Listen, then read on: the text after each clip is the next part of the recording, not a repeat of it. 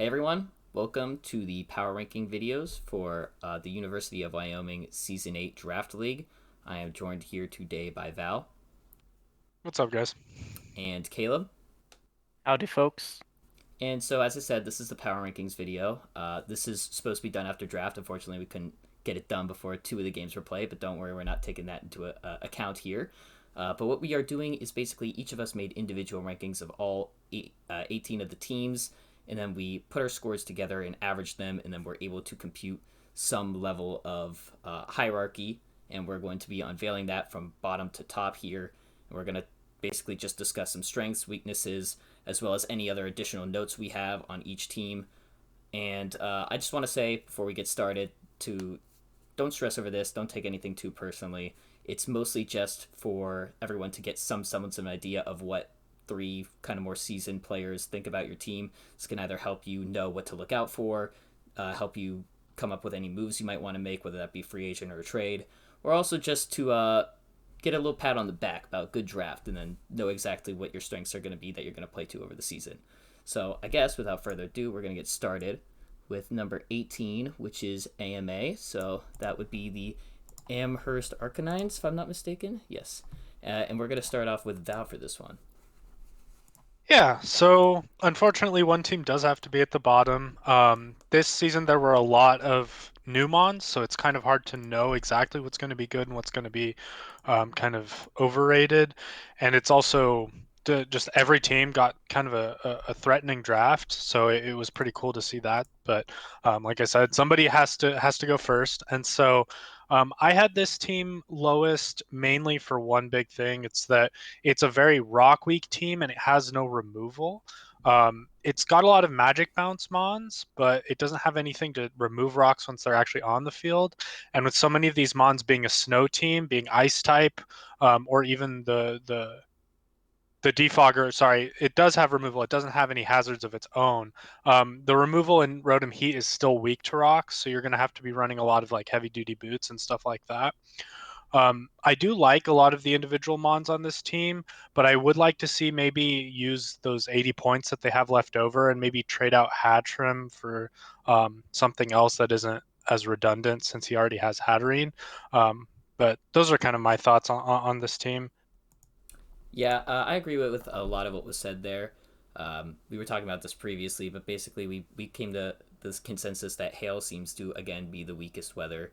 And Val brought up a good point about having to bring heavy duty boots, as well as the only like real kind of hazard control outside of Rotom Heat's defog being Magic Bounce with Hatterene.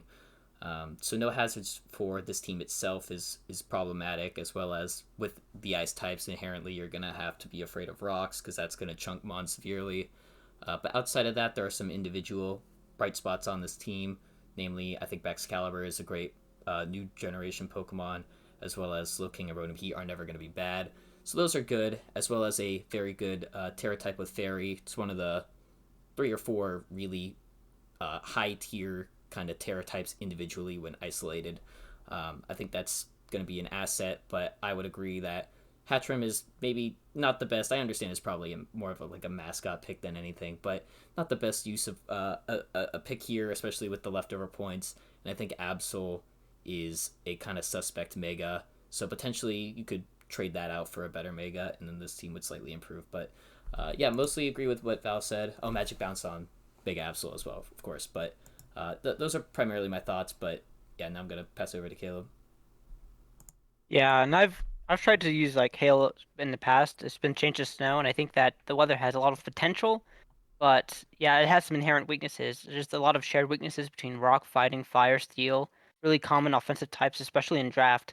And it's just important to know that you need to be able to handle these hazards. Having three magic bounce users, two are kind of take each other's role. You don't really want to bring Hatchrim and Hatterene to the same match. But like Magic Bounce is a good start. I would like to see a better removal mon, something with Rapid Spin or Defog that isn't Rotom Heat. And of course Hazard Setters, because without Hail's chip damage, they changed it. It doesn't do chip damage anymore.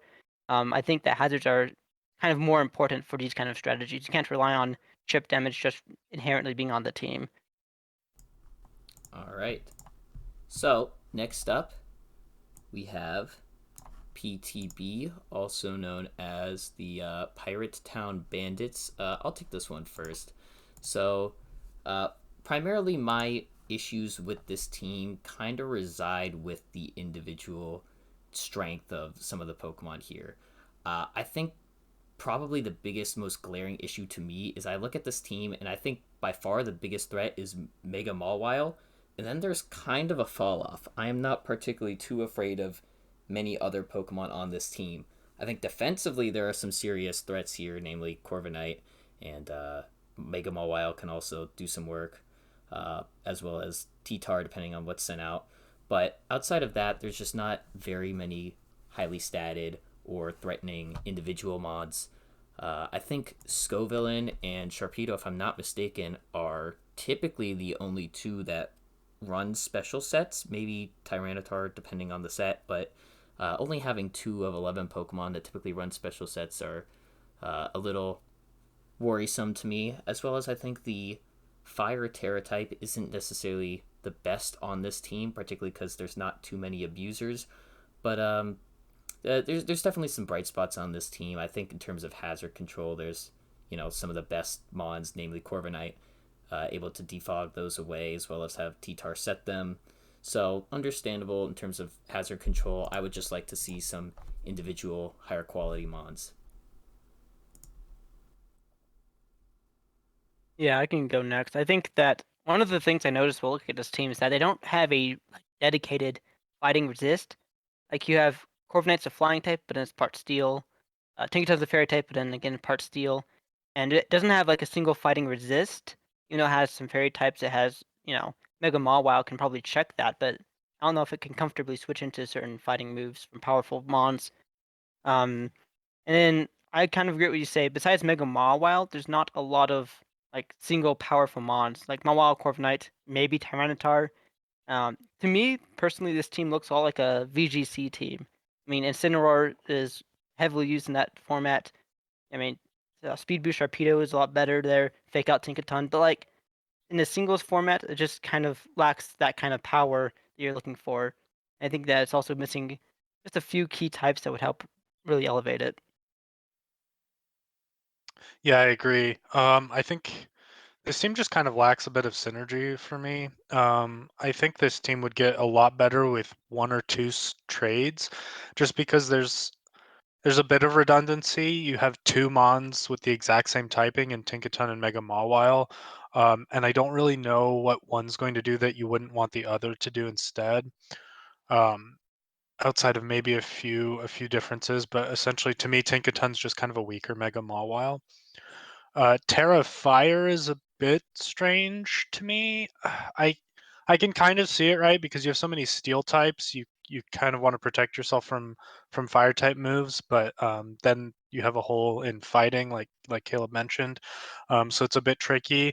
And then I would ideally want to see something more offensive to abuse the Terra Fire than maybe Incineroar or Scovillain outside of Sun, which I think is a bit strange. I could also maybe looking for something like to abuse Tyranitar Sand or something like that. Just kind of seems like there's not too much synergy between the Mons. I do really like Ditto on this team though, because otherwise you have a real speed problem. If you don't have Ditto on this team, your team is very slow, and you can't always rely on speed boost to kind of make up for that with Sharpedo. So I'm glad that they have Ditto. It does make up for that quite a bit. But I just see kind of a lot of weaknesses that you kind of get from stacking a lot of the same types. All right. So, next up on the list will be there's actually a tie, but we're going to talk about this team first. We're going to start with the Unovan Whirlipede. Caleb, if you would like to go first on this one. Sure. So when I took a look at this team, I was looking at a lot of typing stuff, and I noticed that the combination of ice and fighting, this team really, really, really does not like. I don't think they have like besides Bronzong, nothing really wants to take an ice move. We don't have Mega or I guess Scissor too, but like the Venusaur and Mega doesn't have the thick fat ability. Like your bulky water is Gastrodon, which doesn't resist water. Uh, and your Terra type is I think the nail in the coffin for this. Just flying. It just feels like a weird terror type for this team in particular. It kind of helps Excadrill with its ground weakness, but like outside of that, I'm not really sure what it does. Maybe Thundurus gets Terra Blast now as an option for a physical flying move, but yeah, I don't know. It's just weird for me. I do appreciate that's a sand team, and I think that Excadrill alone can really put in tons and tons and tons of work. I also kind of like the Hippopotas as a tier 5. Just having an extra way to set sand can make the difference in certain games, in certain matchups. But yeah, I don't know. As an overall team, I think it's decent, but it's just lacking just a few like, yeah, just a few. I don't know what I'm saying. Like just a typing. I think it leans a little too heavily into sand. I'd like to see something outside. Like, what if you don't get sand up? What's the backup plan? You don't have like a single strong guy outside of sand that can just clean up games. Yeah, I kind of echo that. I think that the Tyrant Mega T-Tar Hippopotas Excadrill is really good. I agree that I think Hippopotas as a tier 5 is good because at least you can run the Smooth Rock on that, whereas on Tyranitar you can't. And so you won't ever be able to get extended sand with Tyranitar. Once again, I just think there's kind of a synergy issue here as well. I like Scizor, but to me Venusaur doesn't make much sense. You know, you can't it kind of rules out running like a synthesis set on Venusaur because you can't run that in sand. It just doesn't work very well. And then you just have a lot of ground types. I do really like Garchomp. I think Garchomp is one of the best mons. Great setter, has a lot of options. You could see him offensive or defensive, but it just makes you weak to specific